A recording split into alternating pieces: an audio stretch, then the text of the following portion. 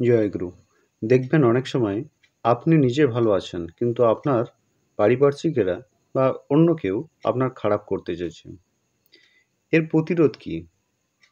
এর এর থেকে পরিত্রাণের উপায়ই বা কী? আজকের আমাদের আলোচনার বিষয় এটাই।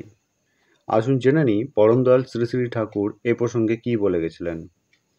বলাই দা অর্থাৎ বলাই ঘোষ নামক এক গুরু ভাই যখন পরম দয়াল শ্রী শ্রী ঠাকুরকে প্রশ্ন করেন যে ভালো হওয়ার ইচ্ছা সত্ত্বেও মানুষ খারাপ করে কেন, এর থেকে রেহাই পাওয়া যায় কি করে, তখন তিনি কি জানিয়েছিলেন আপনারা অতি মনোযোগ সহকারে শুনে নিন।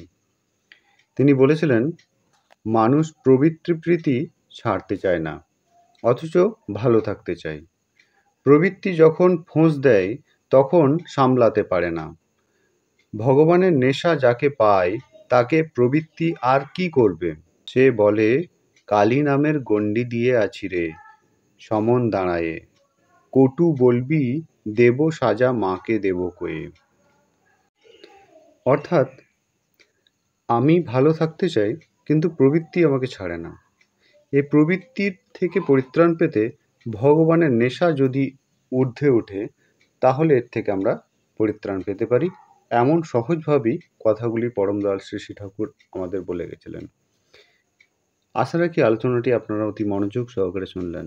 তাহলে আজকের আলোচনা এই পর্যন্তই। আলোচনা প্রসঙ্গে ত্রয়োদশ খণ্ড, পৃষ্ঠা 84। আপনারা সকলে ভালো থাকবেন, সুস্থ থাকবেন। সকলকে জয়গুরু।